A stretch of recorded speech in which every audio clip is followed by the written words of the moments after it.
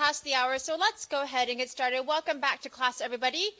All right, so today's a big day. Today we will be starting our series of lectures on the ANOVA. So we're going to start easy just with a one-way ANOVA, so it's an ANOVA with just one single variable. Now before we get there, I have another Stats Matters activity for you guys. So last time I asked you guys to think about how statistics and research methods are reflected in the media. And I saw a lot of really great responses from you guys. I saw things from Instagram to Netflix to journal articles to YouTube, all kinds of great responses, and really great write-ups about how you're relating the things that you're seeing in the media to things that we're seeing in the classroom and talking about in the classroom. So really great job, everybody. This week, I'm giving you the opportunity to now make it a bit more personal. How are the topics we discuss in this class related to you and your life?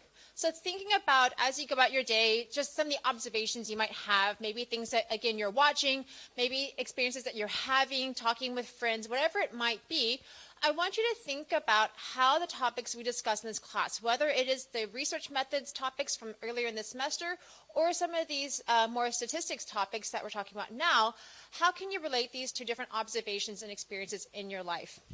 So for this activity, you can keep a diary for 1 week, have just one entry per day. Doesn't have to be long, doesn't have to be that in-depth, but just a way for you to relate to what you're doing in this class to things in your own personal life. And then at the end, you can just do a short write-up just discussing your experience and how it is related to what we talk about in this class, how it's relevant.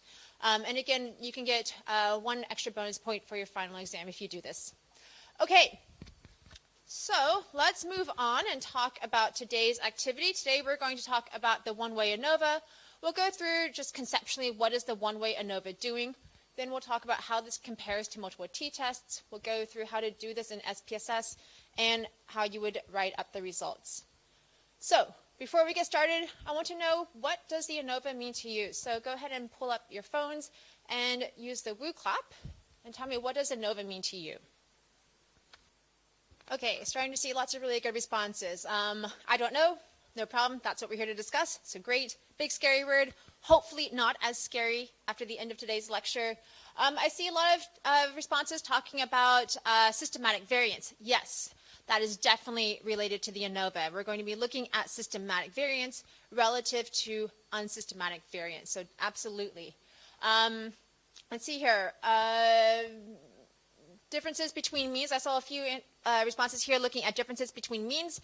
Yeah, we are using the ANOVA to help us determine whether our groups are different. In other words, the means of our groups, are they different from each other? And we can use the ANOVA to help us determine whether there is a statistically significant difference between the means.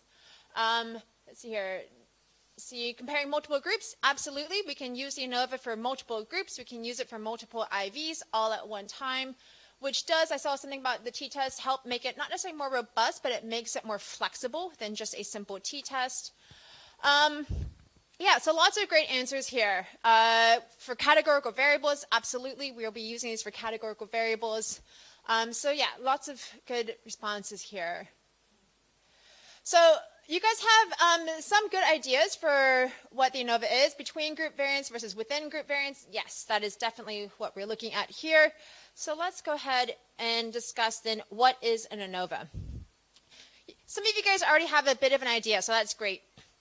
If you don't, no problem. Today we are just now getting into the idea of an ANOVA. So big picture, guys, ANOVA is a ratio. It's a statistical analysis that we can conduct to help us determine whether the model that we are applying to the data, in this case the model being the group means, whether these are a good fit to our data.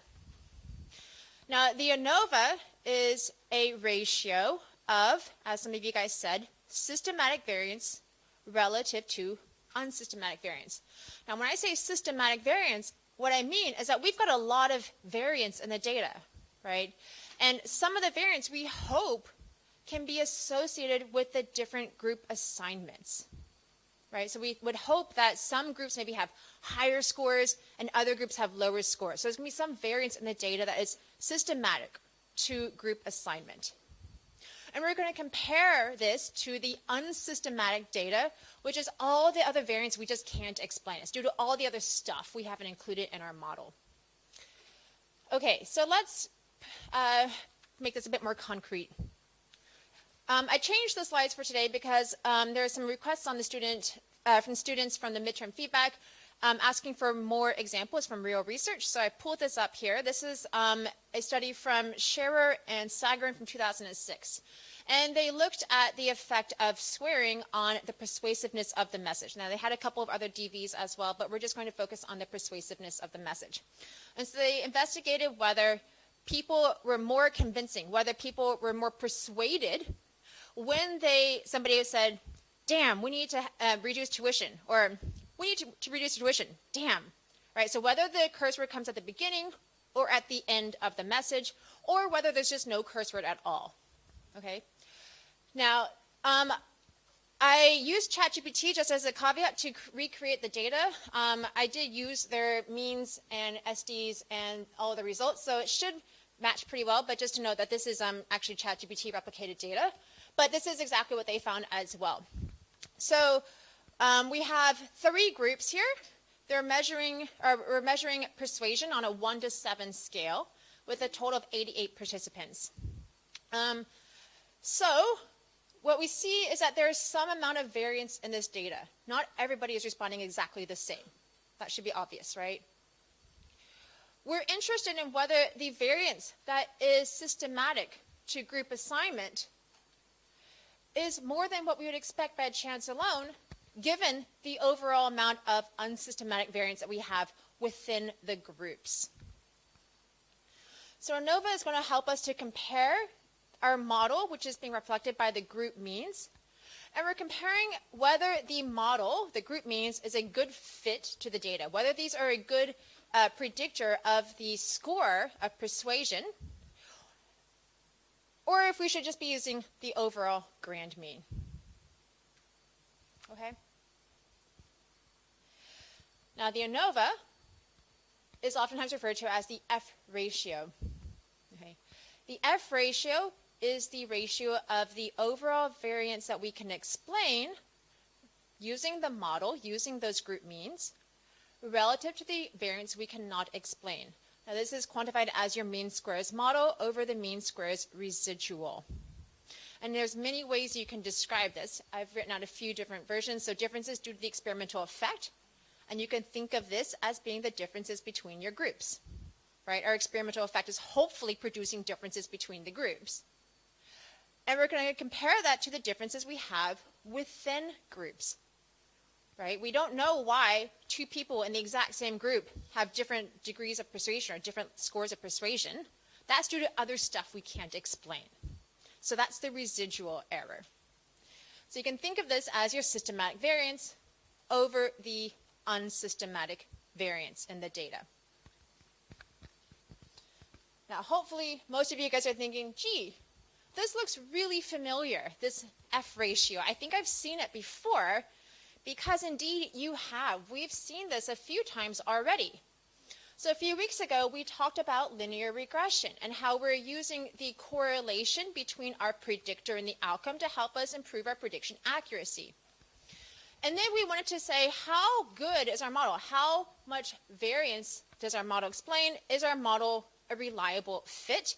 And we did this by calculating the error, or the variance that we can explain with our model relative to the variance we cannot explain with our model, and we just conducted an F ratio, which gave us an indication of the reliability of our model. Same thing. Last week, we talked about the t-test. And again, we asked ourselves, how good is our model at explaining the data, at describing the data? Can we use the means of our 2 groups to help us improve the accuracy with which we will predict your score compared to just using the overall mean? And again, we did this by calculating the error we would get using the model relative to the error that we have that we cannot explain. So, you guys have seen this F ratio many, many times.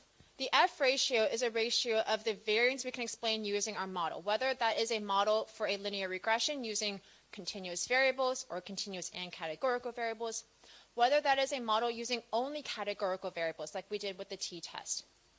This is always trying to assess the variance that we can explain in the data using our model, using the group means or using the correlation, and it's comparing it to the variance that we cannot explain.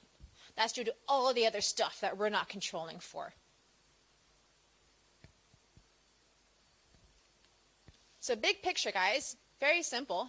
ANOVA is simply a ratio of the variance that we can explain relative to the variance in the data that we cannot explain. Okay? If we get a statistically significant F ratio, it means that our model is reliable. It can explain a reliable amount of information or amount of variance in the data.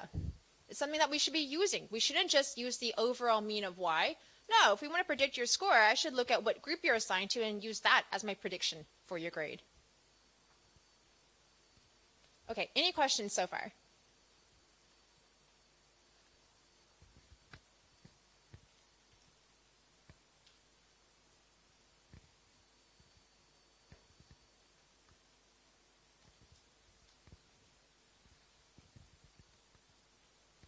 All good?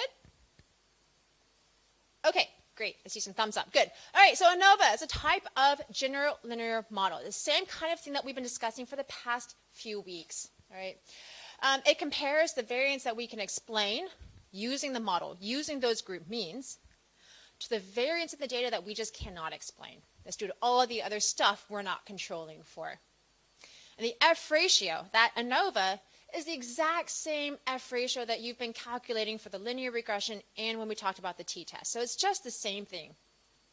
Significant F means that the variance explained by this model is reliable. Okay, so now let's continue to talk about the one-way between subjects ANOVA. Now, this is a kind of a long name, but we use this long name to describe exactly what kind of model we're talking about. So anybody who hears this knows, oh, one way, that means we've got one independent variable, right? Later on, we're going to talk about ANOVAs that use multiple independent variables, and those are called something different. We call those factorial ANOVAs. So we specify this as a one-way ANOVA to make it clear we're dealing with only a single independent variable. Now, it can have multiple groups, right? We can have 2 groups, 3 groups, 4 groups, 10 groups, 100 groups, whatever, but it's one independent variable that we're looking at. And it's a between subjects, which means that this is a between subjects design. Each person contributes to only one data point.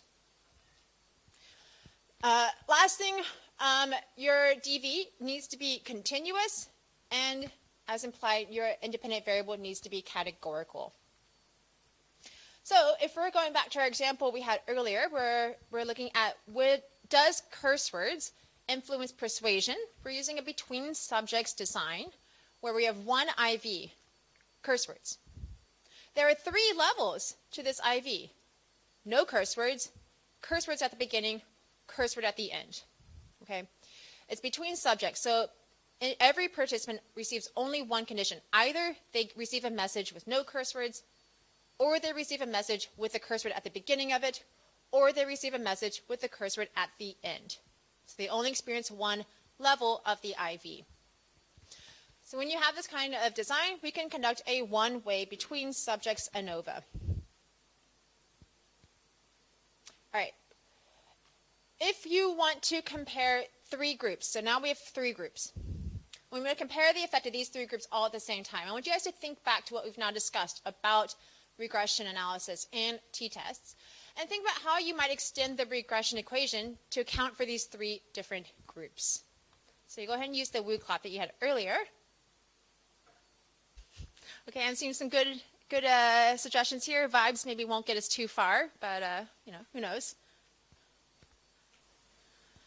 All right, so I'm seeing some good responses here. So we can conduct 3 t-tests. That is a possibility. Now we're going to go through what happens when you conduct 3 different t-tests and talk about why maybe that's not the best way to approach this in a few minutes. We could, let's see here, compare 2 groups. So use 2 groups as your baseline. Yeah, that could work if you wanted to do that, but then you wouldn't be able to really compare the three groups all together at the same time. You'd always be comparing one group relative to two. So it doesn't really let you assess the data with the variables that you have. So how can we preserve those three groups so we can look at differences between our groups? We could, ask me for help. Sure, that works. Let's see here. Dummy code categorical variables at different levels. Yeah, if you're going to do this as a multiple regression, like somebody else has said, we will need to do some dummy coding because you guys know that when you use categorical variables, they do need to be dummy coded into zeros and ones. Right, good. Use the control group as a reference group and see how the different experimental groups compare to the control groups. Absolutely. So you guys are kind of getting it, that we're going to use one of these groups as a control and we're going to compare between our groups. Now, we're not exactly going to do this using a t-test, but we'll do something kind of similar. Good. So let's think about that t-test we talked about last week. You guys remember that the t-test is simply a general linear model that compares two groups. We use one of those groups as our reference group that gets coded as 0. And again, thinking back to when we did this in linear regression, that doesn't get entered into the model. You put in the group coded as 1, and we're comparing, right? What is the effect of being a psychology major on your grade relative to not being a psychology major? Right? And that was the slope. And so we had a regression equation here where B0, you guys remember, is the mean of your control group, the mean of the reference group. And B1, that slope, is the difference between the means. It's the difference between the mean of your experimental group, in this case it was, I think, psychology majors, relative or minus the mean of the control group. And the t-test was simply a test of whether the slope is significantly different from 0. So that's all the stuff we talked about last week. Now the ANOVA is just a small extension of that. We're going to add more predictors to our model because we have now more groups to compare. So for each group you have, you're going to add a separate term. And again, we have a slope and a coefficient for each of those terms, because each of these are going to be related to the control group in a different way. So we're just going to extend our model when we have an ANOVA for the additional groups so we can look for the variance being explained by each of these groups separately. So if we have 3 groups, we might have our control group plus maybe the group who gets the curse word at the beginning and the group who gets the curse word at the end. So we'd have 2 additional predictor terms here to account for the 2 groups that we have relative to our control group. And again, last week we talked about the t-test, and the slope of the model in the t-test was the difference between the means. It was the difference between your psychology major versus your non-psychology major, right? Now, if there is a very big difference in the means, the slope is going to be really steep, which means that there is a big change going from no to yes as a psychology major, going from group 0 to group 1. There's a very big change in the dependent variable. If the group means are about the same, then the slope is going to be pretty flat. It's going to be about horizontal, right? Which means that going from group 0, no, I'm not a psychology major, to group 1, yes, I'm a psychology major, has very little effect on the exam grade. And then the t-test was simply a ratio of the slope over the standard error, which literally means we're looking at the difference between the means relative to the standard error. All right, any questions so far?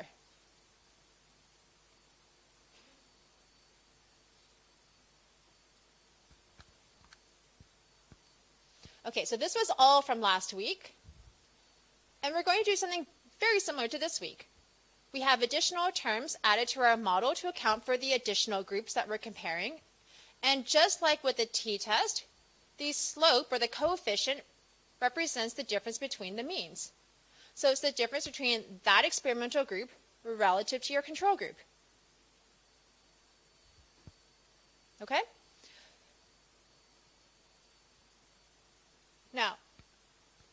you might be thinking, and as some of you guys did ask, why not just do a bunch of t-tests? If we're just going to be having essentially t-tests for the different slopes, why go through this whole rigmarole of including all of the variables and doing an ANOVA? Because we're basically just coming down to t-tests. So why are we doing this whole thing anyways?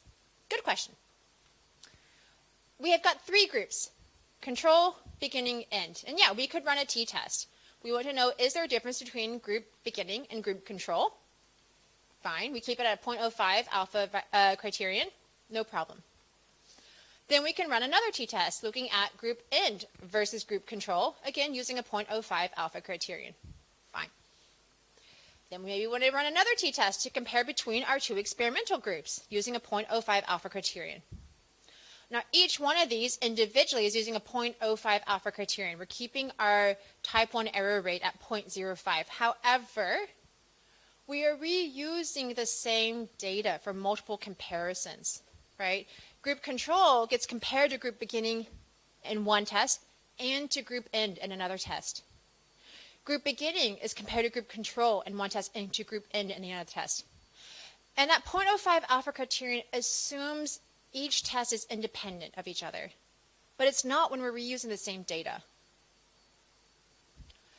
So our overall type 1 error rate is not being held at 0.05. It's in fact something closer to about 14%. Because we're reusing the same data across multiple tests, we're inflating the family-wise error rate.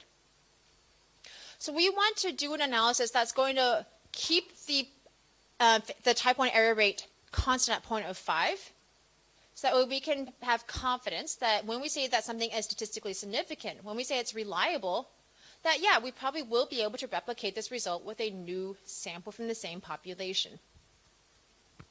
So that's why we do an ANOVA. The ANOVA is going to look at all of the variants in the data under one roof, so to speak. And so it keeps the family-wise error rate constant at 0.05, so we're no longer inflating it by doing multiple independent tests and reusing the same data.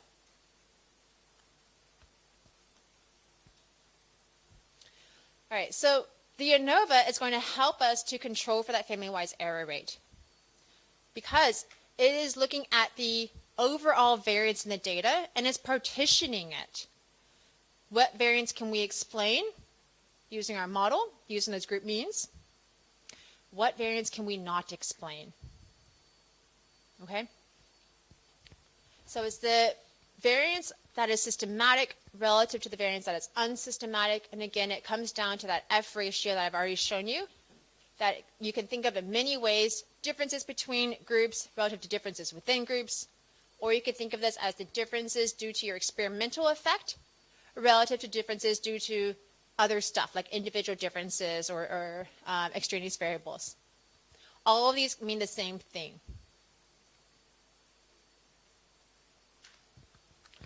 Okay, so in the general linear model equation, the y-intercept is the mean of the control group, just like what we talked about last week in the t-test. And the coefficient of each predictor represents the difference between that group mean and the control group mean, just like what we talked about last week. Okay. The ANOVA controls for the family-wise error, which would otherwise be inflated by conducting multiple t-tests on the same data. All right, any questions so far?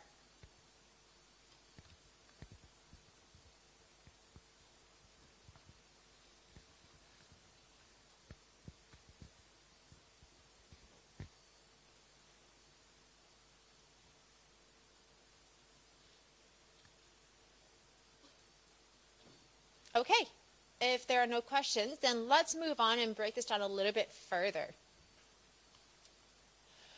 Okay, so the ANOVA tests the fit of the model. How well does our model describe the data? And again, by model, I'm talking about the group means. So it wants to help us determine if using the group means to predict scores is better than just using the overall grand mean. Now, if there's a big difference between our groups that is reliable, then we should be using the group means to help us predict your score. It's a better predictor than using the grand mean, right? So, but if the difference between the group means is small, especially relative to the overall amount of error we have. If there's very little difference between each group mean, we might as well just use the overall grand mean to describe the data, because the group means aren't differing from each other. But again, if we have a very big difference between our means, especially relative to the within group variance, then we would want to use the group means to help us predict your score. It's a better way of describing the data compared to the overall grand mean. So the ANOVA is simply an analysis of the variance we can explain using the full model. By full model, I mean the group means, right? By using the variables relative to the variance we cannot explain, which is due to the other stuff in the data.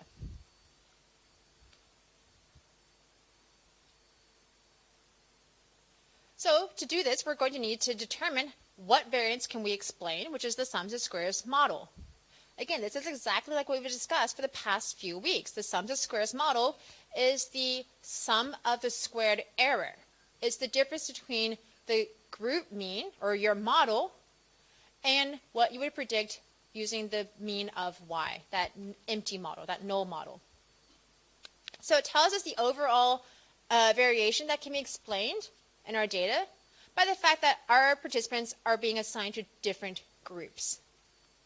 So sums of squares model is the systematic variance. It's the variance in the data that correlates or is systematic to group assignment. We would expect that maybe persuasion scores are going to be lower in our control group that doesn't get a curse word compared to the persuasion scores in the groups that have a curse word in them.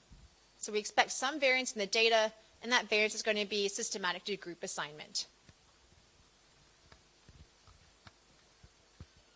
And again, this is exactly like what you guys have seen before, where the sums of squares model is the difference between the regression model and the mean of y, that basic model.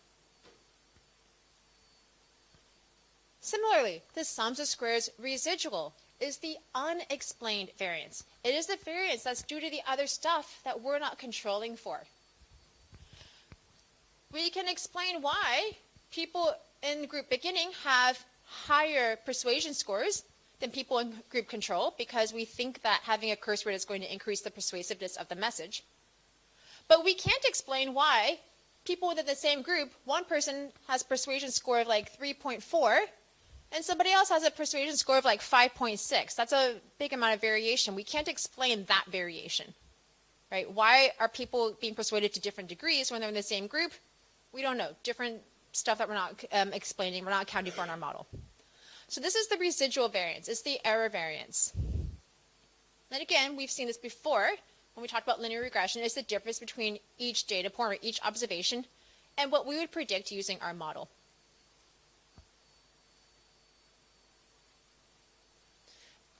And the total variance is just the overall amount of variance in the data. We don't really need to go through that, but if you just add those up, it gives you the total variance. Now, just like what we've done before, we're going to calculate the mean squared, or mean of the squared error, which is the average, right? It's looking at the sums of squares divided by the degrees of freedom.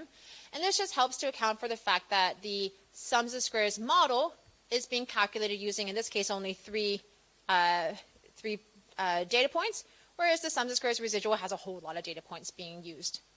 So we look at the average amount of error we can explain, which is the mean squares model, relative to the average amount of error we cannot explain, which is your mean squares residual. Just like what we've talked about in the past, those are just simply variance explained relative to the variance not explained.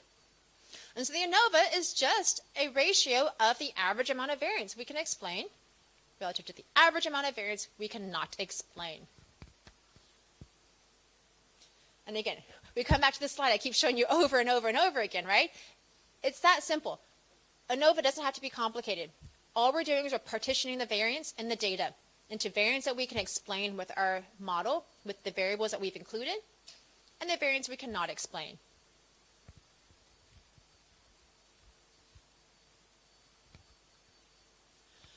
Now, the ANOVA produces an F ratio this F should always be positive. If you've got a negative F ratio, you've done something very wrong. So go back and check your data, check whatever you did, but you should not be getting a negative F. Okay. It's positively skewed. So all other things being equal, the bigger your F ratio is, the more likely it is to be statistically significant. Now, it's not a guarantee that if you have an F ratio of like 5, it's going to be statistically significant, but it's certainly more likely than if you have an F ratio of like 1. Okay.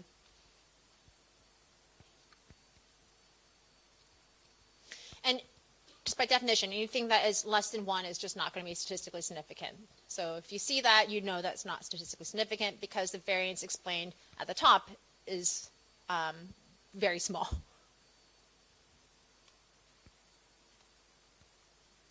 So what does it mean if you get a significant F ratio? Well, we can think of this exactly like we've thought about a significant F ratio from a linear regression analysis and from the t-test. A significant F means that the variance we can explain using our model is reliable, that it is something that we can replicate with a new sample. We should get differences between our groups again. And so what it means is that we have a difference between our groups. Now, we don't know which group differs from which group. That's not what the ANOVA is going to tell you. It tells us that there is a difference between the groups, that we have a reliable amount of variance we can explain. It doesn't tell you that group beginning is significantly different from group control, or that group beginning is significantly different from group N. So we don't know where the difference lies. We don't know which group differs from which group, but we know that there is a difference between our group means, more than we would expect by chance alone. Next week, we're going to talk about planned contrasts and post-hocs, and those are the tests that you will do to help identify or help locate where the significant differences are in your data.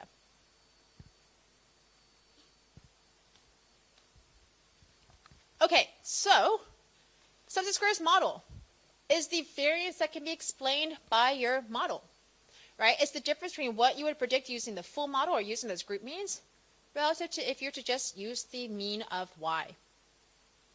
Now, the sum of squares residual is the variance that is unexplained. It is the difference between the observations in your data and what you would predict using those group means. The ANOVA is going to compare the average amount of variance we can explain. So that's the mean squares, which is just simply the sum of squares divided by your degrees of freedom. So it's comparing the average variance we can explain relative to the average variance we cannot explain.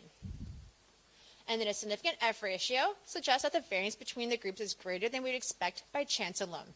So it suggests that there is a difference, a significant difference between our groups. We will need to conduct additional tests to identify which groups differ from which groups, though. Okay, any questions so far?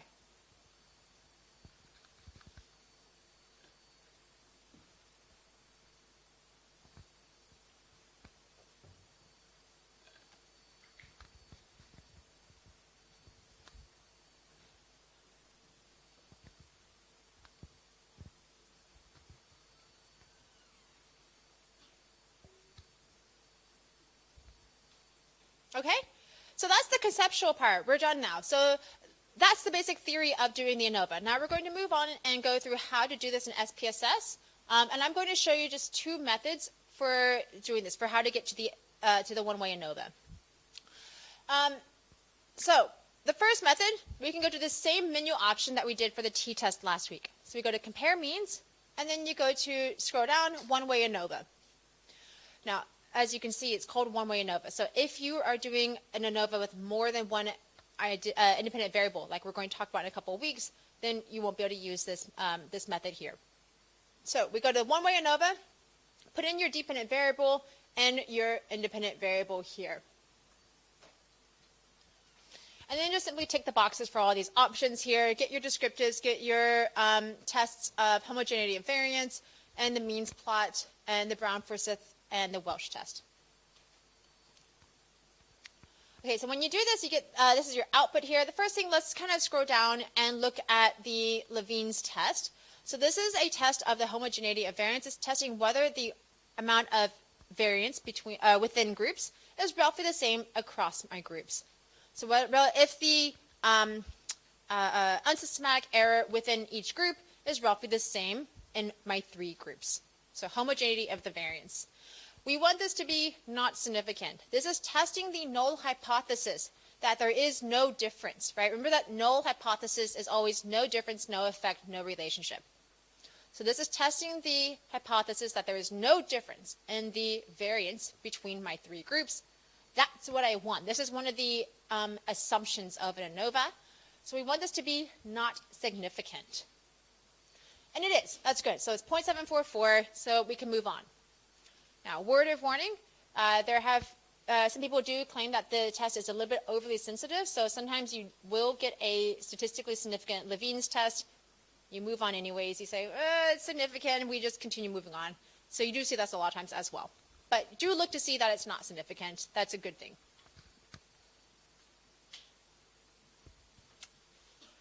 Okay, so these are your results here. We start off, if you did get a statistically significant Levine's test, if you have presumably violated that assumption of homogeneity variance, then you might want to use this test down here, which helps to correct for that violation. Now, we're not going to look at it now because we didn't violate this assumption, but we do have the option of the Welsh and the Brown-Forsyth as alternatives. Okay, so let's look at our ANOVA table. Now, this is exactly like what you saw when we did linear regression, in fact. Right? So we have the ANOVA table, which gives us the sums of squares for the between. Now, there's the sums of squares of our model. And this is the experimental effect. This is the variance that we can explain using our model. This is the systematic variance. So this is your sums of squares of the variance between groups. And we can compare this to the variance that we have within groups. This is your residual error. This is the variance you cannot explain. It's the variance that occurs within groups. It's the reason why we have people in the same group with different persuasion scores. We don't know why. It's due to other stuff. So this is the exact same ANOVA table that you have seen in previous weeks. So we have the sums of squares between, the sums of squares within, the degrees of freedom calculated exactly the same way we've done before. So just k minus 1, so the number of groups minus 1, or n minus k, so total sample size minus the number of groups, or n minus 1. Mean squared, just like I said earlier, is the sums of squares divided by your degrees of freedom. This gives you the average amount of variance that you can explain and the average amount of variance you cannot explain. And then you have your F, which is simply a ratio of the mean squares model over the mean squares residual. It's a ratio of the variance we can explain over the variance we cannot explain. Any questions so far?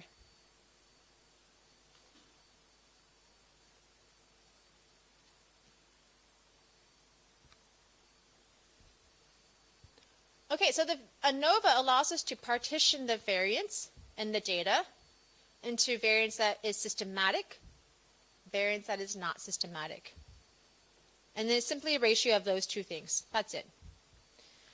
Now you can also look down to the effect size. So in the ANOVA, that gives us to us an eta squared, but this is actually just the r squared in disguise. So remember back when we talked about linear regression, the r squared was your effect size. It is the correlation squared, which corresponds to the proportion of the overall variance in the data that you can explain with the model, which means it is the sums of squares model over sums of squares total. Right? So the effect size says we have all this variance in the data. How much of this can we explain with our model?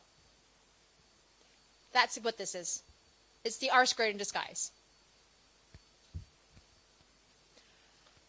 And then you can get the graph from SPSS as well. Okay, so this is method 1 for doing a one-way ANOVA. Method 2, very similar. So now, instead of doing the compare means and proportions, we're going to go down to general linear model. And we can just go to univariate. Univariate meaning one dependent variable.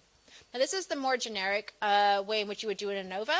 So this is usually what I would do, but it doesn't give you all the same options. So there's reasons why you might choose one method over the other, but they're going to give you the same results. If they don't give you the same results, then something has gone terribly wrong. Same data, same results, just different menu options to get there. Okay. Now the reason I do like going through this menu option for the one-way ANOVA is because I can choose my plots. So if you go to plot, you can put in your independent variable here, click add, and whereas the previous method only gave you a line plot, this one you can choose line or bar plot. So sometimes I like to look at it as a bar plot, so it gives me the option for that. It also means you can add error bars and you can add a reference line for the grand mean. So I find that to be a useful thing to look at, which is why I tend to like this option for doing a one-way ANOVA. But again, both methods give you the same result.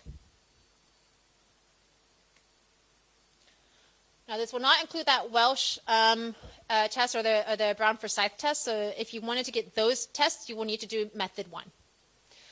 But you can get otherwise the same things. You can get your descriptives, your effect size, power, homogeneity tests. So you can still test for homogeneity of variance using this method here. Now the descriptives will be the same because again, same data, same results. So here it's exactly the same.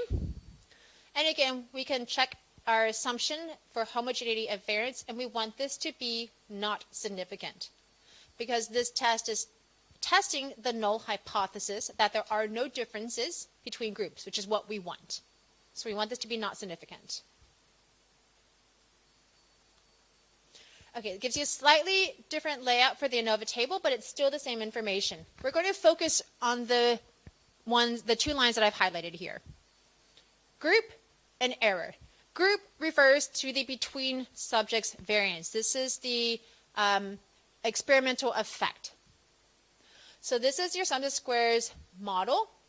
This is the variance that we can explain using our full model, using the variables in our model. Again, this is the variance that we have between groups. That is systematic. Error is the sum of squares residual. This is the variance that is unsystematic that we cannot explain. This is the variance within groups that's due to other stuff. So they use different words here to describe them, but you can get the same information here. Otherwise, it's all the same, right? We have the same sum of squares, same degrees of freedom, same mean squared, same f, and same p-value. And then here we have the graph. This time it's in bar form, but it gives you the exact same information here.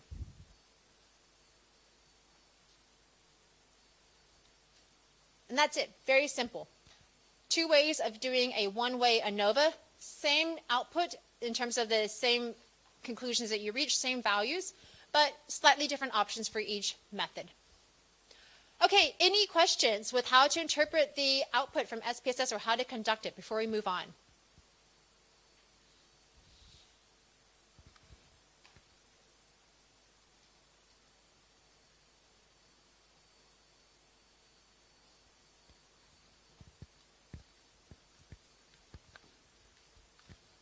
Okay, so if there are not questions, in terms of when you would use the one-way ANOVA, so some of these we've already discussed, right? 1 continuous dependent variable, 1 categorical independent variable with 3 or more groups.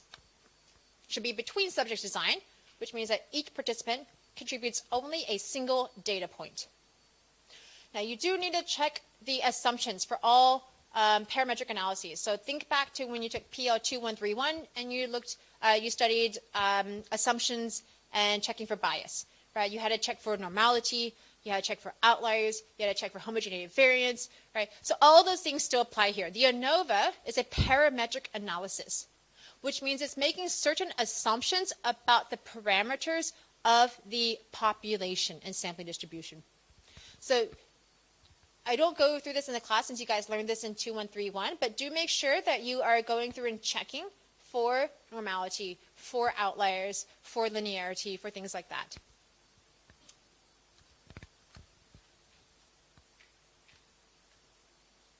Now, if you have violated any of these assumptions, now I did show you we checked for homogeneity of variance using that Levene's test. And of course, you know that there are multiple ways of looking for homogeneity of variance. Now, if you have violated that assumption, you get a statistically significant Levene's test, it's not like life is over. You don't have to throw away the data and start over. It's fine. You already saw that there are a couple of corrections that are being provided by SPSS within that same analysis that you can use.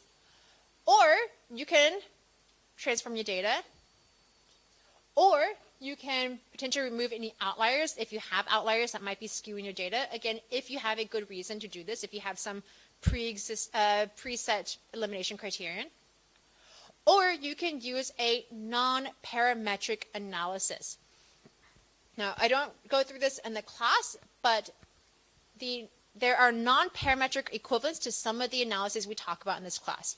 You guys probably learned last year or last semester when you took 2131 that you have a Mann-Whitney is the non-parametric equivalent to the between subjects t-test, the independent samples t-test. And the Wilcoxon is the non-parametric equivalent to the within subjects, or the paired samples t-test. Likewise, we have non-parametric equivalents to a one-way ANOVA that you can use if you have violated some of the assumptions, and you can't assume that you have normality. You can't assume that you have a homogeneity variance, or maybe you have outliers and you don't want to get rid of them for some reason, or maybe you have an ordinal DV, right? So if you violate any of those assumptions, you can use what's called a Kruskal-Wallis. This is the non-parametric equivalent to the one-way between subjects ANOVA, and you can find this in SPSS as well. It's going to give you the same thing, it's a bit more conservative because it's making fewer assumptions. Okay, writing up the results. So basic things that you should be including in the results section in your method, or in the conclusion.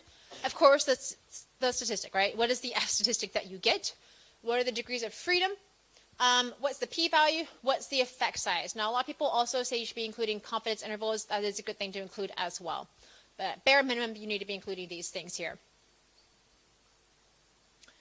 When you write up your results, there are a few questions you might want to ask yourself, and this is going to help guide your results section. This is the same as what I've talked about for the past couple of weeks. What's your research question? What is your hypothesis? What is the IV? What's the DV? What test did you conduct? Right? What's your sample size? Did you violate any of the assumptions? What are the results? Importantly, don't just give numbers and say, okay, we're done, keep going, right? No, you have to explain the results. What do those results mean? What do those numbers mean with respect to your original hypothesis, with respect to your original research question? Do you reject or fail to reject your null hypothesis? Right, so this is an example. You don't have to use this word for yours, but this is just a general example for how you might write up a results section. Start off. What is it that you're trying to do? What was it that you're studying, right? What is your IV? We're looking at the presence of swear words. What's the DV? Persuasiveness scores using a 1 to 7 scale.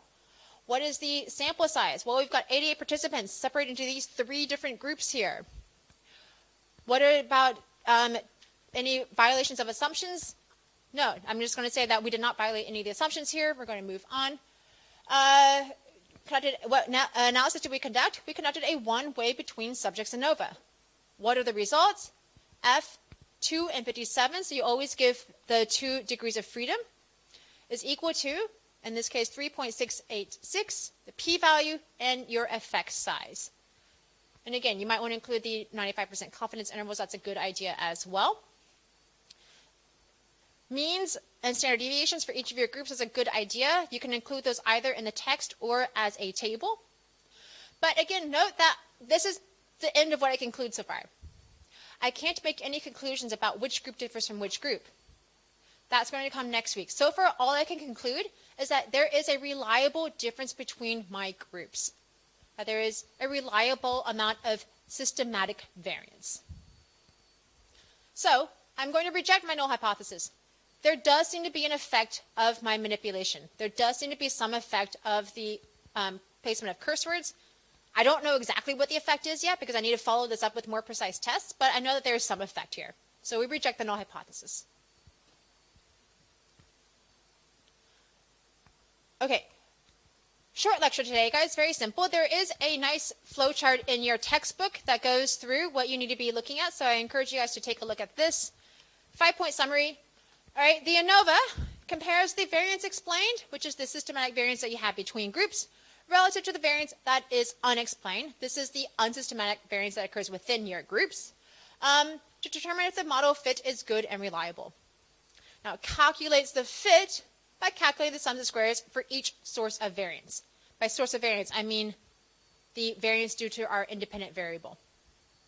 And it takes the average of these sums of squares, and the f-test is a ratio of those two averages.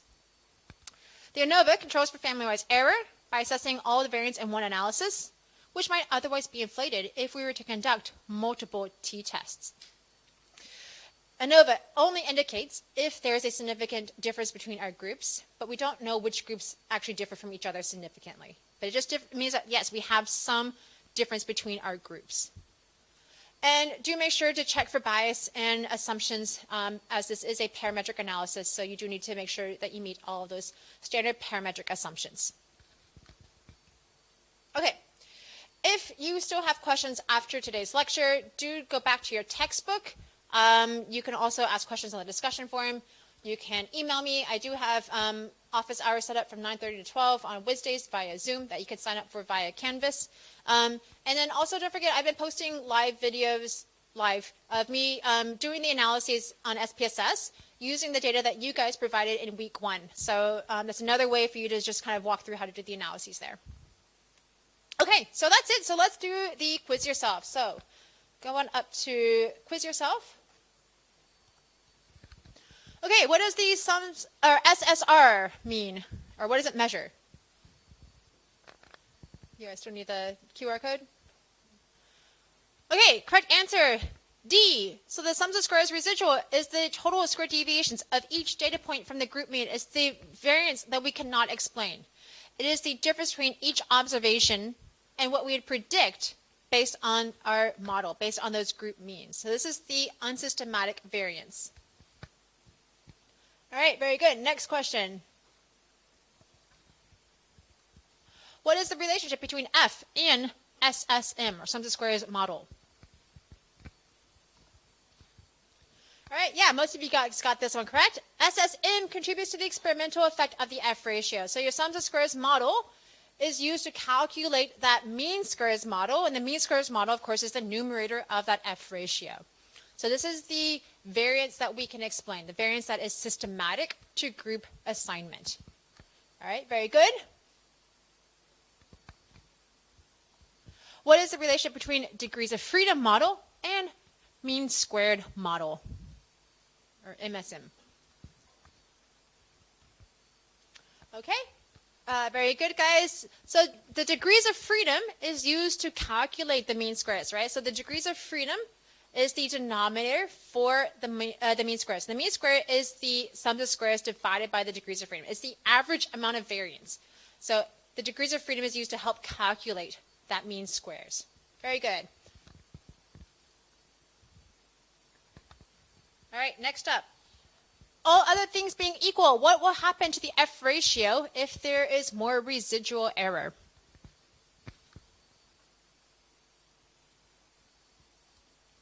All right, yep, overwhelmingly, you guys said that the F ratio gets smaller. That's correct, right? If we're increasing the residual error, that's the denominator of your F ratio. So we're increasing the amount of variance that is unexplained. And the F ratio is a ratio of variance explained on top relative to variance unexplained. If all other things remain the same, if we increase the denominator, then the F ratio is going to get smaller. All right, good job.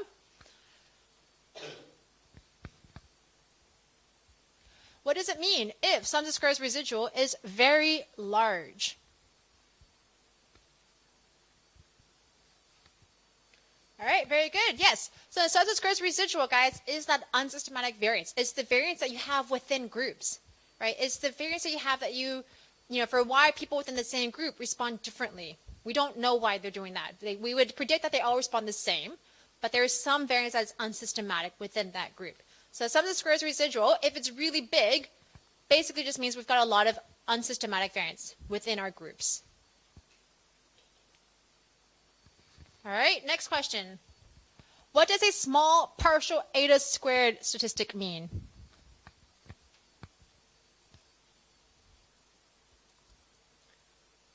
Okay, so small partial eta squared, remember that the partial eta squared refers to the effect size. Now, I think in the lecture I may have just said eta squared. But the eta squared is your effect size, right? It's the proportion of variance that we can explain. So if we think about all of the variance in the data, how much of this can we explain? So it's the mean squares model over the mean squares total.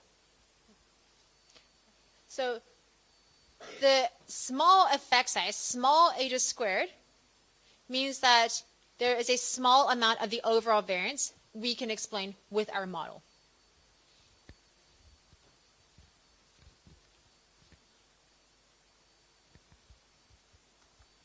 What does a statistically significant F statistic mean?